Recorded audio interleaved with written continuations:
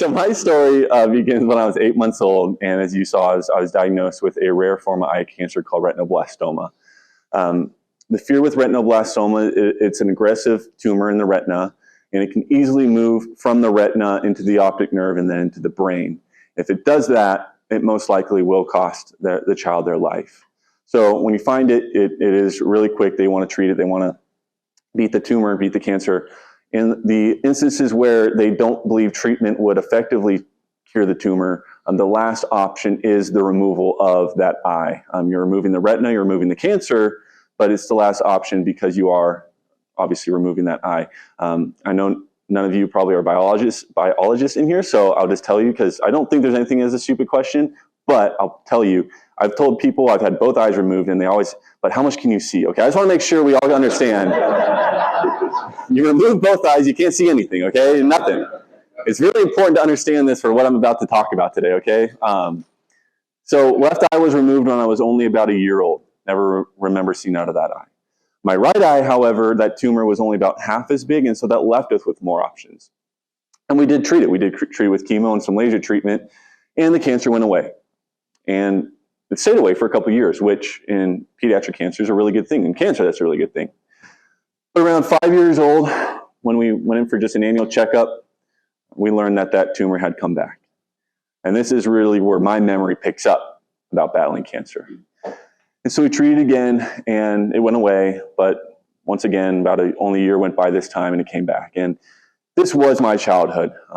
This is what I remember of just constantly going up to CHLA. That's where I was treated, and going through procedures, going through treatment, going to get checkups, worrying about the cancer had returned. Okay, now it's returned. What are we going to do this time? Okay, now we're going to do radiation. Okay, now we're going to fly to New York and do this new experimental treatment called intraarterial chemotherapy, where they thread a tube up your femoral artery all the way up into the eye to deliver chemo right to the tumor. I don't know where people come up with this stuff, but we threw everything we could at this.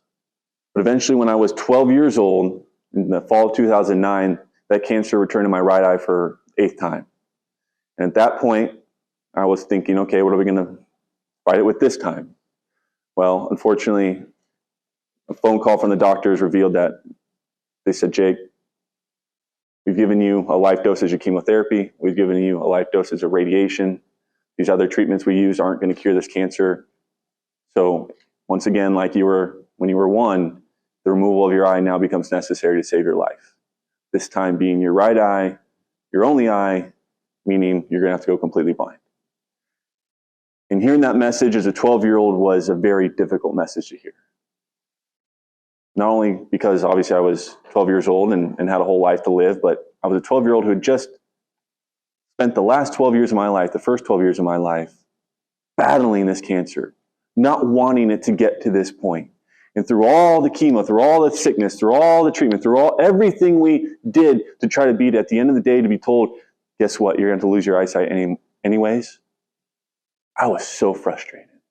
That first emotion I felt was frustration. It was not understanding why, after all that, did it have to come to this. And then the news settled, and I thought about what my life would be like now after losing my eyesight. And the second emotion that came was sadness.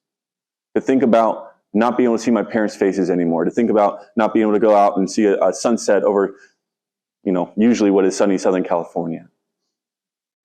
To think about, hopefully I had another 70, 80 years of life left, to not be able to see myself graduate high school or college, to not know what my future wife or kids would look like, to not see these things I would want to see one day. It made me incredibly sad. And then came the fear that comes with every change in life. The uncertainty that comes with every change in life of what is my life going to look like? Look, I grew up with a sight in my right eye, and sometimes it was better eyesight than other times, but I still grew up with that eyesight, and that's how I went to school, looking at the board in front of me and the piece of paper in front of me. That's how I played the sports I love. I could still see a football. I could still see a golf ball. I could still see a basketball. I would play with my friends at recess, or when I would go over to their house after school, I'd look at the TV screen, the video game we were playing. To think of a world where I wouldn't be able to do any of that anymore. I would have to relearn how to read and write at the age of 12. I'd have to relearn how to get around using a cane. I'd relearn how to have to socialize with my friends, how to be a normal kid.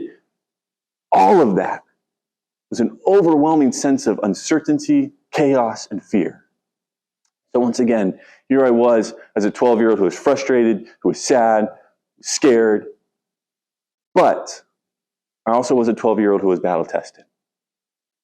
And the same mindset, the same principles, the same faith that I had used for the first 12 years of my life overcoming cancer 8 times, I knew I could apply to now what was my biggest challenge, the loss of my eyesight.